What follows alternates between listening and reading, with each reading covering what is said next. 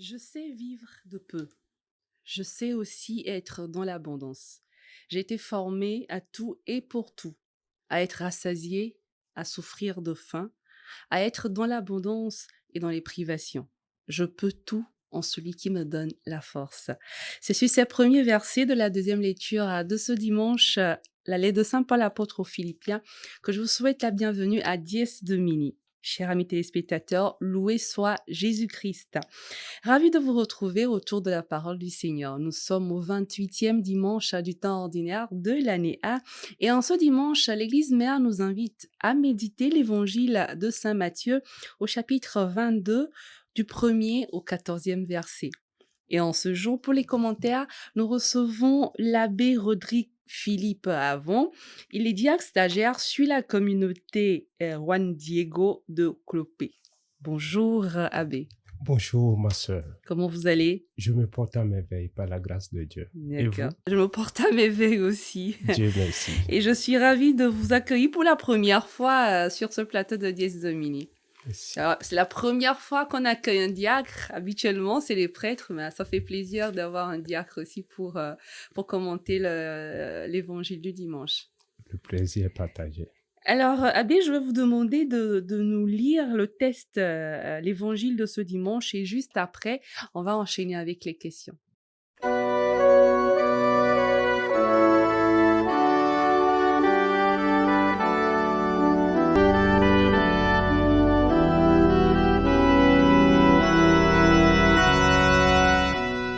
Évangile de Jésus-Christ selon saint Matthieu, chapitre 22, versets 1 à 14. En ce temps-là, Jésus se mit de nouveau à parler aux grands prêtres et aux pharisiens, et il leur dit en parabole: Le royaume des cieux est comparable à un roi qui célébra les noces de son fils.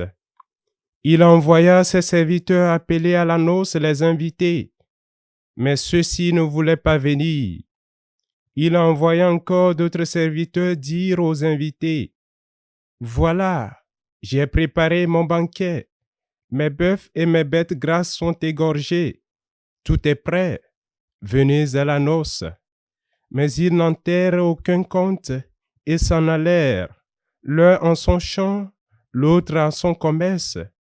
Les autres empoignèrent les serviteurs, les maltraitèrent et les tuèrent.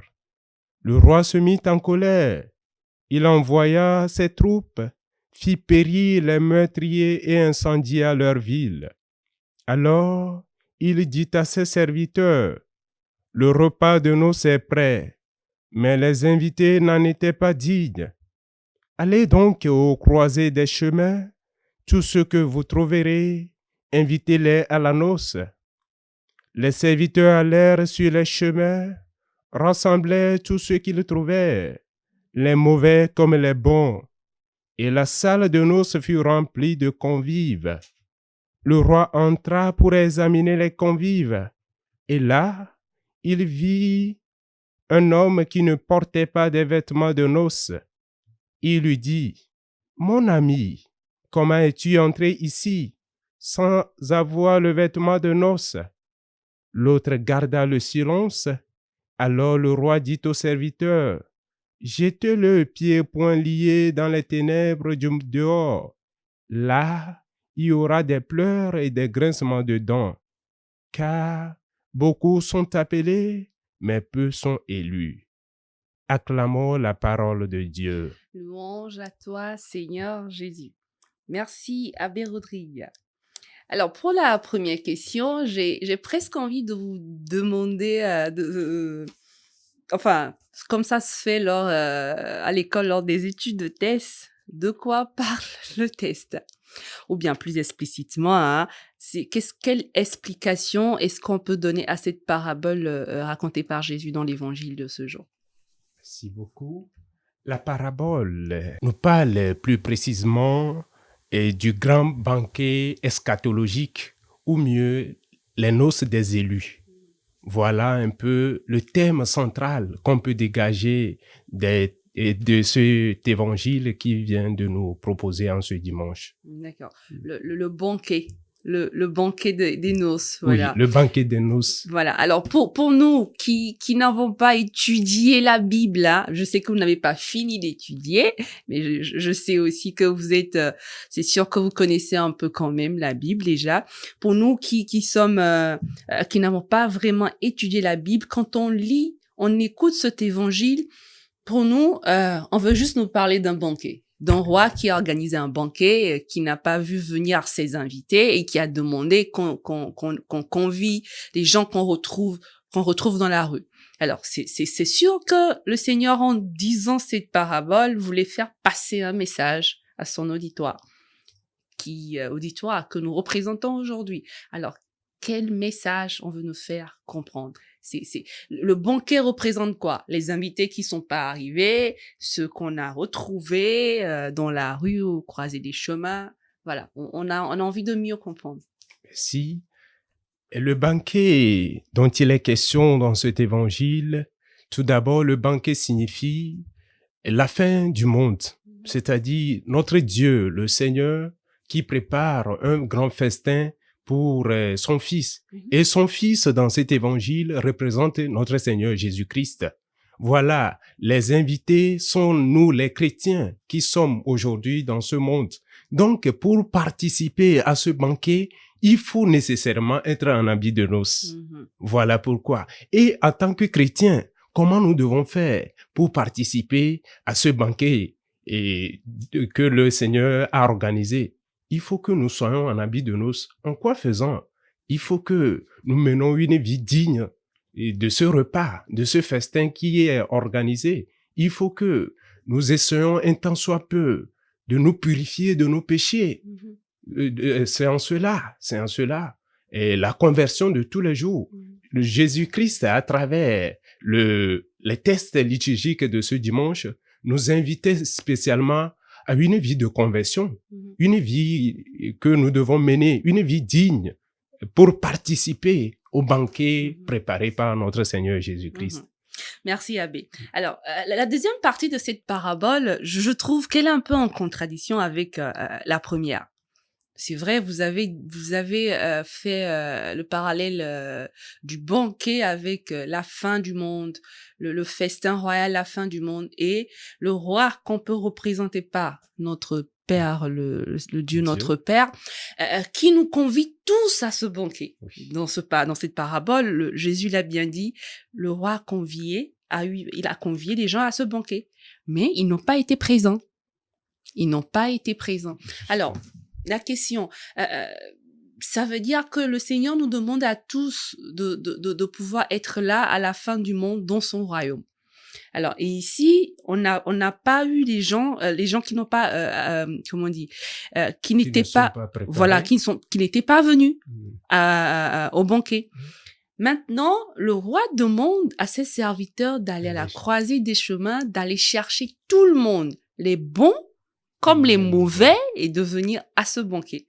Maintenant, ce qui est étonnant, qui est curieux, moi, quand j'ai lu l'évangile, le roi qui rentre dans la salle et qui remarque qu'il y a un des invités qui n'était pas habillé à l'habit de noces. Et il demande qu'on le jette dehors. C'est un peu bizarre pour quelqu'un qui a demandé qu'on amène tout le monde, bon comme mauvais. Ces gens n'étaient pas préparés à un festin, ils n'étaient pas préparés à un banquet, mais on leur demande de venir. Mais pourquoi est-ce qu'on demande alors de jeter quelqu'un qui n'était pas prêt pour cette noce, qui n'était pas préparé, mais on l'a quand même convié. Alors, je voudrais comprendre un peu. Peut-être aller plus loin. À la fin de l'évangile, Jésus qui dit « Car beaucoup sont appelés, mais peu sont élus ». Est-ce que c'est la même chose qu'il veut dire là? D'accord, merci beaucoup.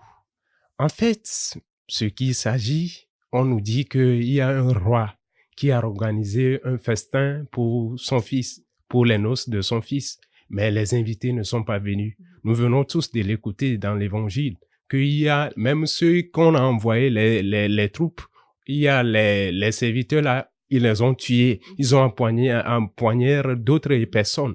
Mais par après, le roi a demandé à ses serviteurs d'aller appeler les gens au croisé des chemins. Qu'est-ce que nous pouvons retenir de cette image, c'est que notre Dieu, tout d'abord, nous voyons la bonté de notre Dieu à travers cette image. Mais Dieu, dans sa bonté, dans sa magnanimité, ne peut pas, il nous donne des occasions pour nous ramener à lui. Mais quelquefois, nous-mêmes, nous ne voulons pas. Nous ne voulons pas rentrer dans le projet de Dieu. Voilà pourquoi toutes les occasions qui ont été présentées à ce serviteur, à celui qu'on a amené, et le roi demandait qu'on le jette dans la fournaise. Bon, c'est comme si la bonté de Dieu lui est réservée depuis son enfance, depuis sa jeunesse. Mais il en fait fi de la bonté de Dieu. Et il menait une vie qui n'est pas, une vie frivole. Disons comme ça, une vie frivole. Une vie qui n'est pas compatible à sa vie, à la vie ordinaire. Voilà pourquoi le roi demandait de le jeter dans la fournaise. L'image que Jésus nous présente dans cette deuxième partie de cet évangile, c'est juste pour nous dire de se préparer. Chaque jour que Dieu fait, de se préparer. Puisque la bonté de Dieu, il fait pleuvoir la pluie pour les bons comme les méchants. Et oui, mais au-delà de tout, il faut que chaque jour que le Seigneur fait, nous puissions nous préparer. En faisant quoi? En nous purifiant de tous nos péchés. Ouais, comme vous l'avez dit au début. En nous purifiant de tous nos péchés. Et en plus de cela, en menant une vie digne dans le Seigneur. Une vie qui serait compatible au festin qu'a préparé ce roi-là. Voilà pourquoi, quand le roi a vu ce serviteur, il n'est pas en habit de noces. Le roi, c'est normal que il se dit, avec ma bonté, avec ma magnanimité, je t'ai donné tout, mais tu n'as pas essayé d'être à la mode avec les autres. On te jette dehors. Voilà un peu ce que nous pouvons comprendre de cette image de la deuxième partie de l'évangile de ce dimanche. Donc, si je vous comprends bien, Abbé, vous voulez nous dire que vous avez parlé de la bonté du Seigneur, qui nous appelle tous, qui nous convie tous, qui nous donne le temps de venir à lui. Et c'est à nous d'être prêts quand il nous appelle de venir. Qu'on ne vienne pas avec, entre guillemets, nos saletés, qu'on ne vienne pas avec, comme vous avez dit, nos vies frivoles, mais qu'on soit prêt à chaque moment quand le Seigneur nous appelle, quand on vient à lui, de pouvoir être pur, de nous revêtir de cet habit de noces là, qui est compatible avec le banquet qu'il nous organise. Et Jésus même dira, veillez, car vous ne savez ni l'heure ni le jour. Le Seigneur peut venir à tout moment. Et là, dans cet évangile de ce dimanche, on nous dit que le Seigneur et le roi, il a organisé un banquet pour ses invités. Ce qui veut dire, il les a déjà préparés d'avance. Donc, il savait ce qui allait se passer. Donc, n'empêche, même si tu n'es pas invité aussi, il faut quand même que tu sois prêt. Il faut veiller à tout moment. Pour que nul ne connaisse ni le jour ni l'heure. Le Seigneur peut venir à tout bout de champ. Il peut venir à l'heure actuelle. Et quand le Seigneur viendra, est-ce que il peut nous trouver en état de grâce? En état de grâce? C'est la question. Oui, voilà. Oui. Donc, vous voulez dire, même pour ceux qui ne sont pas invités, ou bien ceux qui sont invités à la dernière heure. Parce que ces invités, quand on est allé croiser des chemins, ils ont été invités à la dernière heure. Mais donc, qu'on soit prêt à tout moment. Voilà. Merci beaucoup, Abbé. Alors, troisième question. Habituellement, les trois tests du dimanche présentent des similitudes dans leur compréhension. Même pour quelqu'un qui n'a pas étudié la Bible, très souvent, l'Église nous propose des tests quand on lit la première lecture, le psaume, la deuxième lecture et l'évangile. On comprend en même temps qu'il y a voilà. Mais pour ces trois tests de ce jour, on les a pas lus, bien sûr. Pour la première lecture, pour la deuxième lecture, on comprend pas trop s'il y a un lien avec l'évangile. Alors, vous qui êtes peut-être mieux aguerris que nous, est-ce que vous pourriez nous donner un peu le lien entre ces trois tests de ce jour, sur le lien entre la première lecture, la deuxième lecture et l'évangile de ce jour? D'accord. Merci. Dans toutes les lectures, c'est le thème de noces qui se dégage que nous pouvons retrouver. Par exemple, dans la première lecture, le prophète Isaïe nous parle des noces du salut. Et cette noce du salut présente deux aspects. Tout d'abord, on a sa haute qualité et ensuite son caractère universel. Et à travers cette noce, tous sont invités à ce repas excellent. Et maintenant, quand nous revenons à la deuxième lecture, Saint Paul aussi, et dans la deuxième lecture, nous parle également des noces du monde. Et il nous dit que ces noces du monde auront toujours un goût d'inachevé. Vous, au début de la présentation, vous l'avez bien souligné. Et Saint Paul nous parlait, même si nous participons aux noces de ce monde aussi, ces noces de ce monde seront toujours inachevées. Et le noce même, le grand banquet même, c'est ce que nous présente l'évangile de ce jour. Donc, je dirais que dans les trois tests qui nous sont proposés en ce 28e dimanche du temps ordinaire de l'année A, c'est le thème de noces que nous pouvons dégager. Dans la première lecture, nous voyons chez Isaïe les noces du salut.